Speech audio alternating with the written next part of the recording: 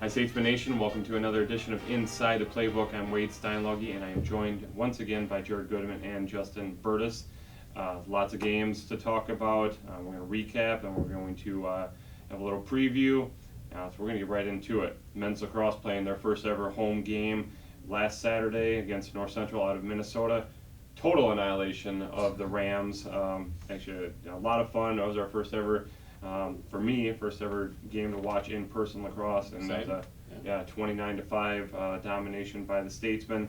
69-22 in shots, constant action in lacrosse. So it's one that we're going to get figured out pretty quick, but a lot of fun. Just 5-2 after the first quarter, but we had 23 shots, and then all of a sudden the floodgates opened. We finally figured out how to put the ball in the back of the net and dominated the middle quarters 21-1. Which forced a running clock. Both coaches were like, "Yeah, we're cool. Let's just run this clock out and be done." 3 players, Ryan Epps, Patrick Brown, and Brady Treelor, all had 6 goals apiece. 4 others had multiple goals, a whole bunch of assists on those goals as well. And Eric Garrigan did have a little bit of pressure every once in a while. He finished with 7 saves, so again showing why he was picked as a preseason all KCAC. So. Just a really fun atmosphere. You had a lot of football guys and other people, cheering like crazy, and they got the ring the bell. Yeah, tailgater beforehand, great food. Just a fun atmosphere, and really looking forward to once it warms up even more. It was a really good day weather-wise, and warming up even more. And now that this team has a win under their belt, they can relax a little bit and go after and just play and hopefully have a good first year. So.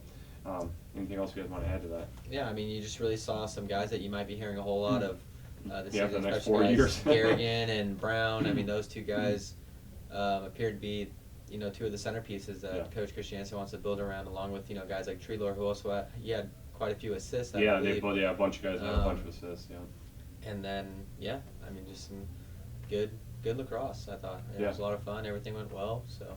I think so. Yeah, transition play was fantastic because once they got to midfield, the few times where they had to defend and they switched to the attack mode, it was odd man situations, despite the fact you have to keep people in the defensive zone. North Central was all over the place. That was really fun. I'm excited. It's kind of like hockey, my favorite sport. I am looking forward to some games that are really close where those saves become bigger, and when you score, it's a bigger deal. Because once you get past 15 and they only have like a handful, you're like, all right. Yeah, let's just get the game over. Yeah, so there'll be a lot more of those close games coming up. It'll be a fun year for both lacrosses because the women also. Yeah, and the women they had to actually delay their game, postponed it till Sunday against Marion up in Wisconsin, and they, instead of the week before losing to Marion out of Indiana, coming away with the first victory in school history, 15-1 up there. Again, dominated. The home team up there, 35-13 in shots, 5 goals from Grace Dempsey, 3 from Hallie Clark and Mia Arnon. So just a great effort by them. They had a great locker room celebration that was tweeted all over the place. So happy for Coach Schmeek and Coach Christiansen to get their first wins. And now again, monkey out the back. Let's move forward and get a whole bunch more wins this year. So congrats to both programs. Yeah, for sure. Big excitement. So. Talk about cheer and dance real quickly here. Cheer and dance, they finished up their year, so completely opposite of lacrosse here, finishing up their season regionals down in Kansas last weekend. Dance team 8th out of 8, and cheer finished 7th out of 10. So as Coach Reynolds continues to build that program, finally first year in 3-4 years that they've finally had teams out there in competition. So. I know she's really excited about the future and already working towards next year. So congratulations on them to just move that next step farther down the road.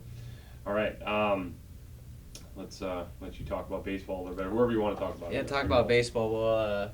We'll get going with baseball. Heart of America Athletic Conference opening weekend last weekend.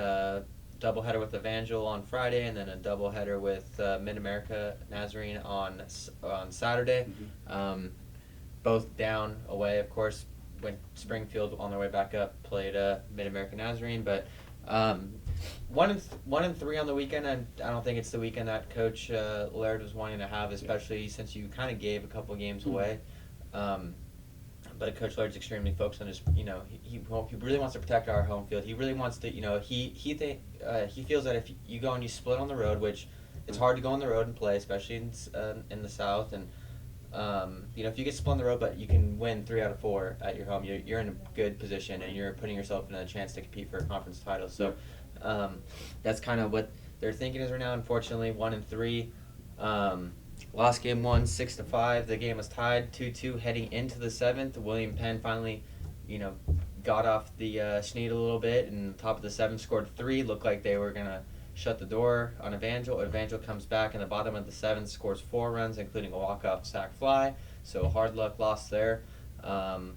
Jamison Hart was 2 for 3 with 2 RBIs. Chase Stratton was valiant. He threw 6 innings, 3 earned runs, 5 Ks. The typical Chase Stratton outing. Yeah. So he was in line for the win. Just didn't quite. The Statesmen couldn't close the door for him in the 7th, and then game 2 they turned around. Kind of an opposite type ball game. Evangel led 5-2 heading into the 6th. William Penn came back and tied it up 5-5 in the 6th, and then Evangel responded with 2 in the bottom of the 6th, and the Statesmen didn't have anything to show for it in the 7th, and then a 2-run home run unfortunately ended the Statesmen. Or no, it wasn't a 2-run home run. It was there's 2 runs in the bottom. Yes, there's 2 runs in the bottom of the 6th, and then the Statesmen didn't have anything going in the 7th. Vernon and Torrealba both logged multi-hit efforts, 2 of 4. Fisher was 1 of 4 with 2 RBIs. So offense kind of showing signs of life there, but I believe those, like I said, just continuing to put up more runs, finding out how to squeeze out another run rather than scoring 3 in one inning, 2 in the next, and nothing else for the other innings. And then returned on Saturday. Teddy Natter got the ball, and he had his 2nd consecutive quality start. He went 6 1/3, 3 earned runs, 6 Ks, but fortunately the offense just kind of went cold as they ran into a good pitcher down there in Olathe. I believe it was a tall lefty. I forgot his name, but I think he ended up winning pitcher of the week. As they didn't score until the 5th. Soren Graverson hit his 3rd home run. It was a solo shot over the left center field wall, tied the game up 1-1, and then it was a walk-off 2-run home run in the 7th that doomed the Statesmen. But they ended up salvaging the weekend in game 2 of that doubleheader. William Penn broke out for 8 runs. They scored 4 in the 4th and 4 in the 7th, so still not quite that consistency we're seeing, but anytime you put up 8 runs, you're probably going to score it. But I think he just really wants to see. I would really like to see some of the States, in those closer games where 1 run is really going to be the difference in the ball game. Jameson Hart was 2 of 3 with 3 RBIs, including a 3-run home run, his 4th of the season. Tyler Gregory got the win. He went 4 2/3, 2 earned runs on 3 hits. He was good, and then Denning shut the door, throwing 2 hitless innings to close it out. So overall, it's not the end of the world, but definitely not the start that they were hoping for. Yeah, obviously I'd like to go down south, win all 4 games, and be at the top of the league. Everybody else behind you, but now you're gonna have to make up some ground. But it's very early. Yeah, February into March. You still got full 2 months of ball left, so lots going on. Bowling, they were going for a conference title. Oh man, they were both so close. Yeah. As both teams, Heart of America up at Dubuque, the conference championships, and we'll start on the women's side as they qualified on Saturday. A little up and down standings with Storm back over the last couple of Baker games, 24 total games everyone played. Yep. Statesmen qualified 3rd with 4,123 pins, and that is the correct number. That is not just 4123. So they're the 3rd seed going into the tournament. They take on Baker to start, and they won that one 3-1, best of 5 for the first couple of matches, as they won 176-166, 233-156. Clark, not or was it Baker? I don't know, you wrote it down. I think. I was going to say, that's really impressive for Baker. Baker did have to come out I think it was Clark, because they won they won that one 221-159. They took on Baker later. Then won 200-133 to move on. Then they took on Missouri Baptist. which was a 2 against the 3 seed, Missouri Baptist being above them. The Statesmen left nothing to doubt as they swept them 182-167, 165-148, and 200-136. Then, unfortunately, they ran into the rivals Grandview, who swept them 187-180. That was the closest the Statesmen were to the Vikings. Lost 191-147 and 202-179, which sent them down to the loser side of the bracket because despite that loss, you still got a second chance. Waited for things to develop. Baker emerged from that bottom end of the bracket to take on the Statesmen, pushed it all the way to 5 games, and unfortunately, the Statesmen couldn't come up with the clincher in the 5th game.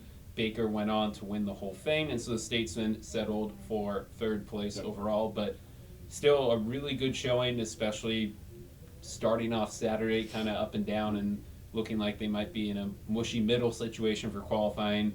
I know Coach Brooks was pleased with the effort as Saturday moved on, and the beginning of Sunday he was really thrilled with them, and despite losing to Grandview, a really good show put on by the team in taking Baker all the way, because again they won, had a couple all-conference players and the coach of the year for the women's side. So, and a quick note on that, Bailey Palmer made the first team all-conference, Nicole Kraft, Alexis Lake, and Gabby Evans made the second team, so 4 of the starting lineup there for William Penn. That's huge. Up in the awards category.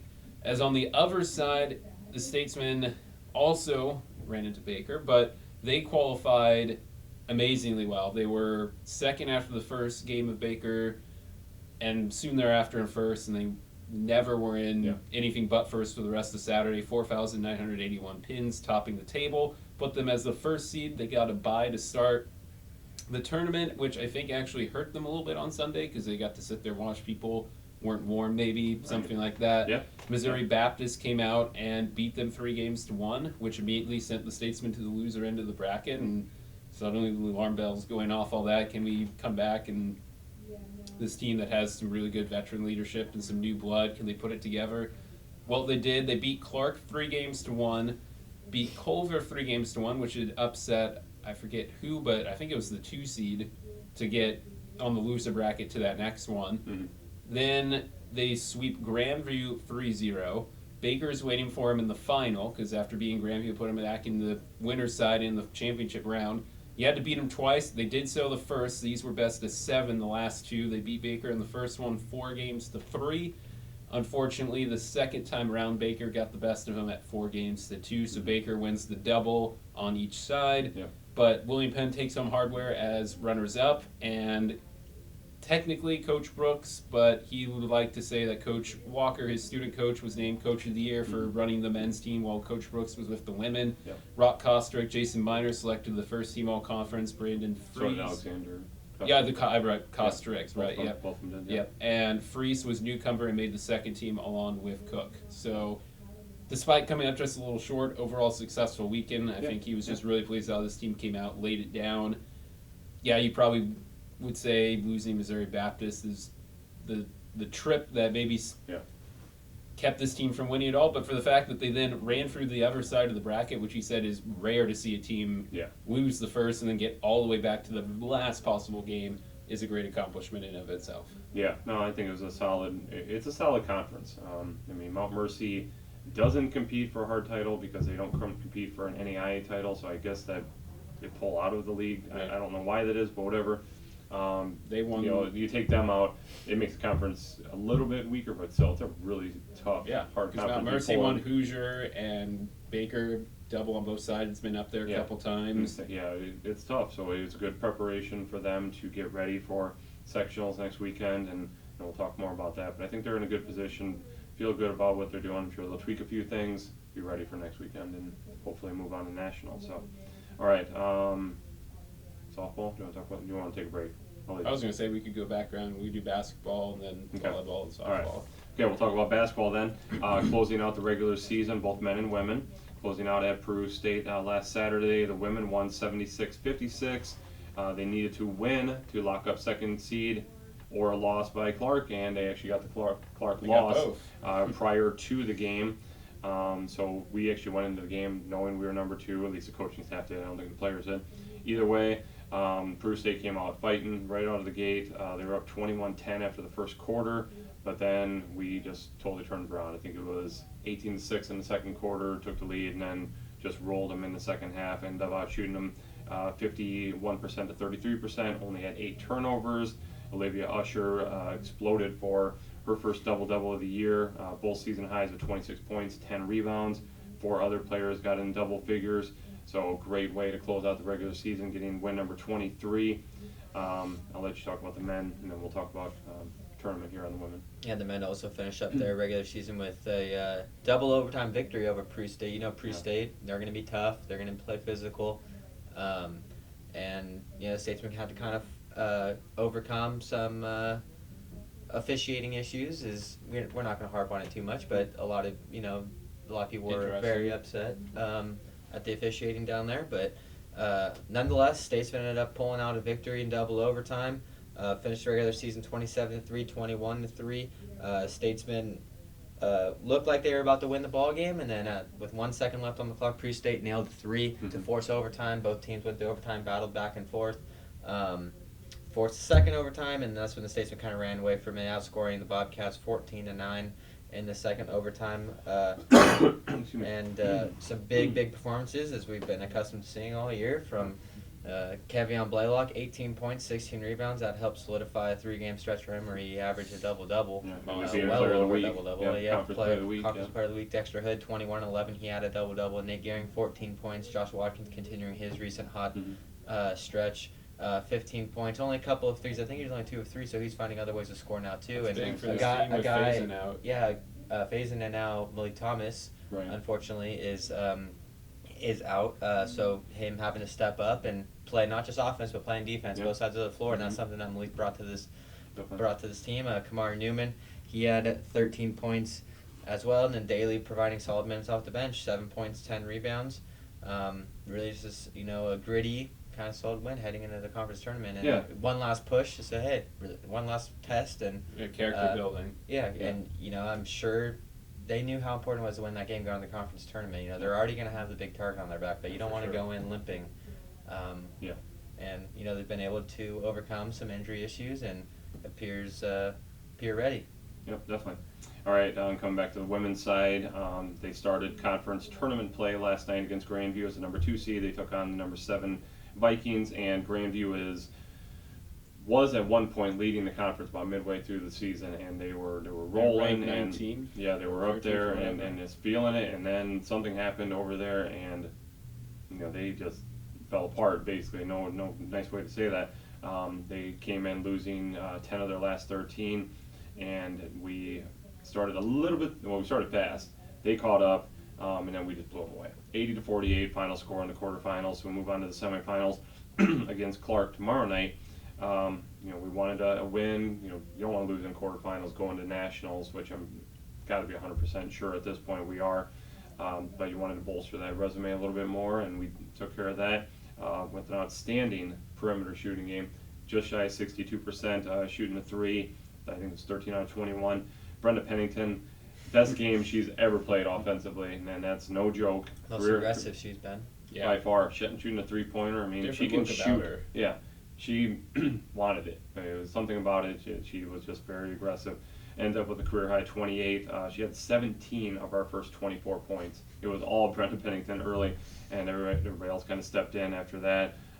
Took care of the Vikings end of their season, and we move on to, again, Clark tomorrow night, 7 o'clock start, and semifinals, top 25 matchup. It'll be a good one. So, all right, switch over to softball. Softball made another road trip all the way down to Arkansas and Batesville for a little tri-way between them, Lyon, and Judson. And unfortunately, once again, a big O for softball, though it was a little closer in 3 of the 4 games. As Lyon won game 1 on Saturday 2-0, as they had a pitcher that was just really feeling it. One hit the Statesman, Valeria Quiroga, thank you, was the only one to produce a hit for the Statesmen, as Lyon got a home run at some point in the game, forget what inning, but they went up 2-0. Statesmen, again, 1 hit, nothing going. Dakota Koulis got the start, 6 innings, 8 hits, 2 runs, 1 earned, 1 strikeout. Solid if your offense is behind you. Solid outing. You feel good about that. You feel like you had a chance, and unfortunately just couldn't do anything on the other end. Hard, as I'm sure you can attest, when you run into a hot pitcher, even if your own pitcher's doing good, it's hard to get something going. Game 2 also very close. Lindsay Lambert got the scoring started in the second for William Penn, knocking a home run, her first of the year, up 1-0. Reyes got an RBI hit in the third, but then Judson responded. They went up 3-2. Chance for the Statesmen later on with a couple runners on second and third, but nothing could come of it. Judson hit a home run in the 8th as the game was tied at 3. That chance was in the bottom of the third, but home run in the 8th sent it victory to them. They pick up their win against William Penn. Peyton Parker went the distance, allowing 12 hits, 4 runs, all earned, 2 walks, 2 strikeouts. Again, pretty good numbers overall, but just couldn't get that. If in that third inning you nudge a run over or get both of them home, maybe it's a different ball game. But there you go. Game 3, Judson. Unfortunately, this is on Sunday, so this is game 1. Knocked the Statesmen out of the water. It was a good start though. Lexi Riccardi scores on an error in the top of the first, and then in the bottom half, Judson quickly got on top 4-1. Reyes got a triple, first triple year for the team, ended up scoring. Sonia Reddy delivered a 2-run home run, tied the game at 4, and then after that, Judson took care of things. They went up 7-4, ended up winning 15-6 as the Statesmen got 2 back, courtesy of Young scoring on a road double and Maddie Garchinsky singling home a road later on in that same inning, but pitching was not quite there this game for Dakota Coulis. Only 1 inning, 6 hits, 5 earned, 1 strikeout. Parker came in relief, going 4 1/3, 9 hits, 10 runs, all earned, and 4 walks. So that one, just wash your hands. That's just one Walk that away from it. Whatever, it happened. And they responded well in the final game as they were right there with Lyon again, but they ended up losing. Kelsey Lint, I believe. Got the start. She went 7 innings, 4 hits, 2 earned runs, 5 walks, 4 strikeouts. That's a really good stat line for one of the younger pitchers on the staff. She was in a jam with the bases, I believe, loaded in the top of the first. Got 2 strikeouts in the inning, feeling good. Rode again, doing little things on the offensive end. Got a single. Riza got a hit that brought her home on an error. And then, unfortunately, in the top of the 5th, Coulis gave up a home run. Statesman could have had a chance to win it at 2-1 at that point. Going in the bottom of the 7th, 2 on and 1 out in the bottom half of the decisive inning, but a strikeout and a ground out ended any chance to Statesman to get their first win on the season. So they are moving on to their spring break trip, looking for win number 1, and we'll talk later about all that long road trip that they have coming. On part of it, I mean, want to throw some sunshine on it. Lyon is this week. Yesterday, they were receiving votes nationally, so not a bad team at all. No, Lyon was the better of the two. Yeah, and you know, it would have been nice to have gotten a win against both of them. Just one win anywhere. Yeah. Just, One win can really go a long way. Yeah. For this team. And sports is all about momentum, and right now we don't have any. So we go down to Florida, and thing with this team, they're just going to have to figure out how to win on the road because they still got roughly a month left of that. The scheduling is all sorts of weird this year, and we don't have our first home game till April 1st. Yeah. So they're going to have to figure out a way to win without home crowd support, and they will. They'll get the win, and they'll move on, and they'll again hopefully start building that momentum. But and to be fair, this is a much better outing than their trip down to Springfield last time out. So they're obviously we had Coach Christner on last time. They've taken a step in a better direction. So I'd expect to see at least one win down there in Florida. Yeah, I agree for sure. Yeah, in a lot of games. Hopefully a lot more than one game. So anyway, all right. To finish up, you've got men's volleyball. Earlier in the week, took a loss to Barcliff, 3-0 Barcliff, a very good team, receiving votes, are they ranked? Yeah, receiving votes. Some positives in that one, CJ Reddick, 9 kills, Eli Hero, 6 kills, Muffin Helmet combined for 21 assists, Pedro Maciel had 15 digs, continuing his impressive freshman campaign. They, I believe, came back the next day and they lost a couple. Well, we were playing without Ike Papes. Ike Papes. So that says a lot. I mean, not to say that he was going to win the game for us, but yeah, he's been kind of dealing with a sore shoulder and an illness. So they returned the next night to play Clover Stockton. Got lost again 3-0 after they had pushed Culver Stockton, I believe, to They had 5. the first time. I was like, on Saturday they led halfway through in every single set. They had an advantage 15, 12 almost every single time.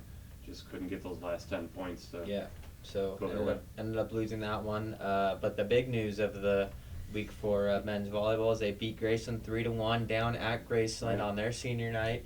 Went into a hostile, emotional territory and ended up with a 3-1 win. First ever Hart win for Coach Luke Bentley and his program.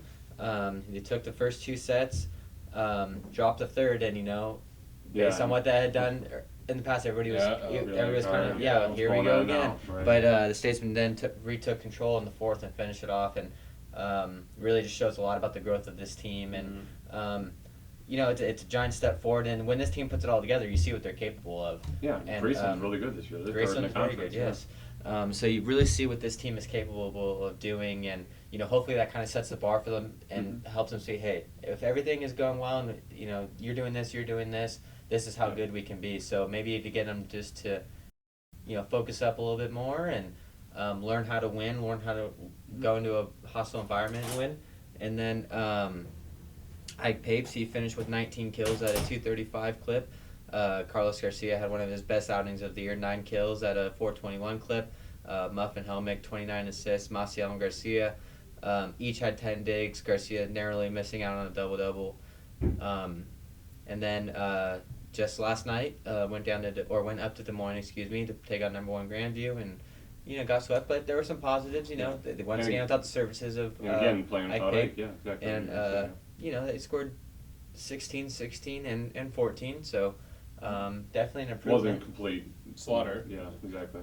Yeah. So overall, they're starting to figure things out, and I know Coach Bentley has been very, very pleased with the way that they're playing and the way that they're developing, and he's really focused on their team and their development, and not really worried about the results, but the process, and I think he's starting to see some really good results. For sure. All right. I think that's it. I think that's everything. I don't know. I don't have anything on the back of my sheet, so I think we're good. No. Okay. No track. Great. No track. Yep. We're getting ready for nationals, as are several other teams. So, all right, that'll do it for all of our recaps. When we come back on Inside the Playbook, we will preview all of next week's games, including first home games of the year for baseball as well as basketball, continuing on in the Hart tournament. So, all right, we'll be back in a minute. Welcome back, Statesman Nation, as we preview next week's games. And since we're not on the show next week for spring break, we have a lot of stuff to talk about. So we're going to get right into it. I'll take the start, guys, if you don't mind. We have men's wrestling at nationals this weekend. Joe Eads, 149-pounder. Preliminary brackets have him against the number 2 guy in the nation. So it's going to be a tough road right out of the gate. It's a double elimination, so he can come back through, or you could obviously upset him right away. So that's Friday and Saturday down in Topeka, Kansas. Wish him the best of luck. We'll talk about women's lacrosse and men's lacrosse together. We can talk about basketball together too. They have a really, really busy week. Women's lacrosse especially. They do a weird trip of going up to Michigan first to play Madonna on Friday. Then they do a long trip all the way down to Georgia to play Brenau on, I think I'm saying that right, in Georgia on Monday. Then they stay in Georgia on Tuesday and play Life. Then they play Lawrence Tech in a neutral site game in South Carolina on Wednesday. So right there you got 4 games in a matter of 6 days. In 3 different states. 3 different states, exactly. Then they finally come back while we're still, not doing a show next week. Then they have games against Missouri Baptist and St. Ambrose to finally open conference play, in about a week and a half or so. So a lot of games coming up for Coach Meek's team after that big win against Marion last week. The team's got to be playing with a lot of enthusiasm, a lot of confidence. So hopefully they can steal a couple wins there and keep pushing forward. So the men, they were going to have a similarly expansive week, busy week, but they actually canceled one of their games. Supposed to be playing Madonna, I think, on Friday or Saturday. Canceled that game.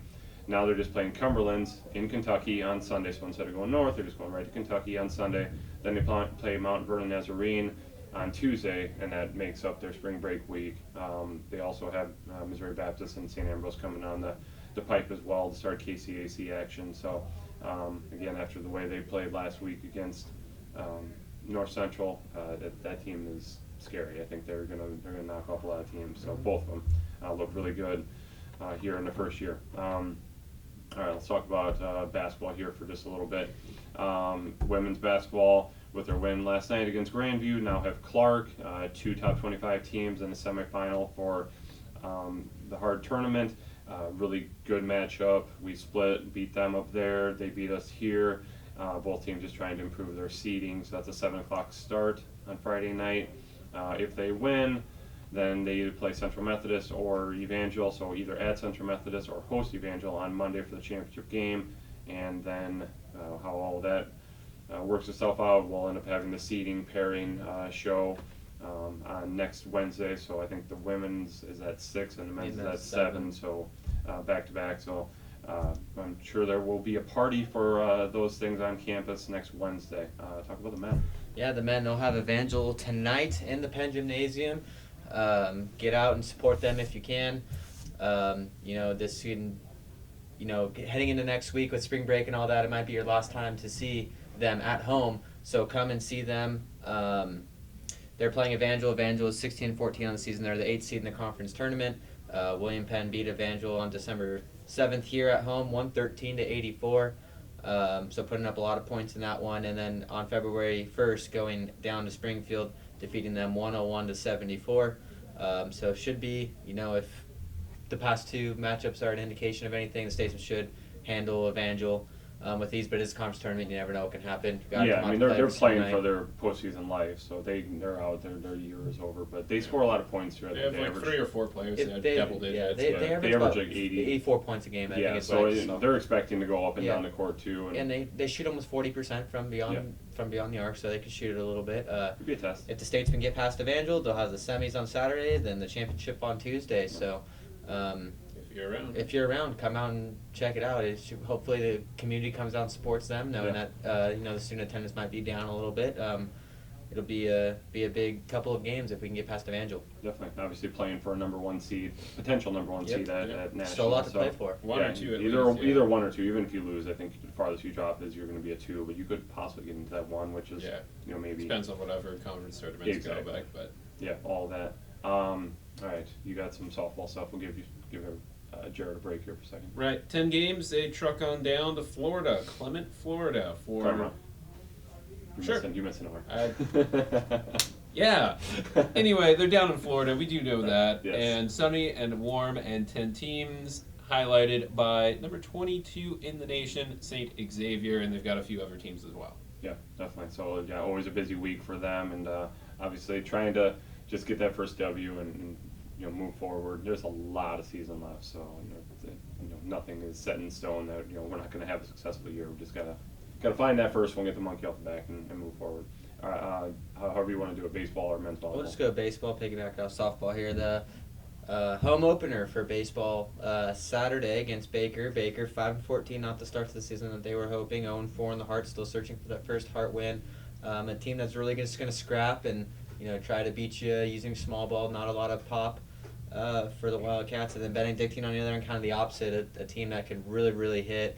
A couple guys that, Michael Slayton comes to mind for them. Is a guy that I played against my senior year. He was just a freshman, and he's a really, really good player for them. They're 13-9, 2-2 in the Heart. This is a team that has beaten some ranked teams already, so this is a team that's coming here looking to take a couple on Coach Laird. He just wants to focus on protecting, hit the home field last year. They were road warriors, really good on the road. They were kind of split at home. He really wants to kind of change that a little bit and make sure we protect our home field and all that. And then right after the game on Sunday, they're hopping on the bus. They're getting down to Tucson, Arizona, for their spring break trip, where they will also have a plethora of games that we'll report back to you next week or 2 weeks when we have our next show. Definitely. I didn't say this, but I'll talk about women's golf. I was going to say, that's why I was asking how far we were going to go. Yeah, they have their first home tournament coming up 2 Tuesdays from now, so right after spring break. Yeah, it'll be before so we're once back they get back, so if you're around, head out over to Edmondson, and they will host dual or tri-way, Yeah, it's depending either upon two who or three shows teams. up. Yeah. The reason I said it because men's golf also going down south to Florida and then Mississippi for their spring training, kind of what they call it. Just get themselves on the course there for several days, and then they open up their spring Central Baptist tournament invitational in Arkansas next weekend. So again, this, if you remember, had a few players that were ineligible, in the fall. So guys that are going to step in, and this could be a totally different team, a team that can very well compete for the conference title. So we'll get our first look at them next weekend at Central Baptist. So I think we have covered everybody. Nope. We have men's volleyball and track. Men's volleyball and track and field. Thank you. Track and field indoor nationals, Brookings, South Dakota. Statesmen have 3 representatives. Finn Alade, he will be performing in the high jump. Sage Arisman in the shot put, and Joel Brown in the 60-meter dash. 3 guys there that are more than capable of keeping the streak going. Of All-Americans, I believe. What is it? I think it's at 10. 10 straight years of having an All-American. Which 10 straight invitational championships. So 5 years. Okay, yes. So, that's something that Coach Friesen is always adamant about keeping alive. So, let's see if those guys can get it done. And then men's volleyball, a couple of games this weekend. St. Louis College of Pharmacy, they're 0-6 in the season. Coach Bentley, reiterating that this is a really good opportunity this weekend as they also play Midway, who's 8-7, to pick up a couple of really good wins against some teams, and they're playing down in St. Louis. It's I don't know if it's a triangular. Yeah, it's a triangular. Triangular. Yeah, good opportunity for everybody competing this week. And then obviously they have other matchups coming up in the next 2 weeks before we're back on the show. Yeah, so. And then what I was going to throw on, since we're going just a little bit beyond, bowling USBC sectionals is coming up the weekend of the 13th. So they're going back over to Illinois, and that will be, they, as we said, came up just a little short on the heart, but sectionals and then NAIA National Championship coming up, it is absolutely best needed from this team over the next couple of weeks to finish out March and beginning of April. The nice part about sectionals is you just have to finish the top 4. You don't have to be your best, but you got to be better than a whole bunch of other teams. You got to be in the top 4. You don't have to win the thing. It's a packed field. Oh yeah, for sure. So. No, you have to. Yeah, I just say you don't have to win it. I guess. Yeah, you don't have to win it, right? But it's still like. Yeah, no, you the got to pressure is play your ramping best. up. Exactly. Yeah, this is where your top 60 to 80 teams in the whole nation are going head to head, and we're just on the outside if you're looking at, again, the betting odds or whatever, if we make the nationals or not. And I don't know where Vegas has us standing, but we're in a good position, let's say that. I think, especially the way we've been playing. Go and put your money down. Put your money down. I put money down on Vegas. I'm feeling good about it. So, anywho, best of luck to that team as well as they get into deeper into the postseason. So, best of luck to all of our teams. So again, we are not on next week. We'll be back 2 weeks from now. So the 19th. I didn't think about what day that was. Yeah, March 19th will be the next Inside the Playbook show. So once again, for Jared Goodman, Justin Burtis, I'm Wade Steinluggy. Until next time, go Statesmen. Peace.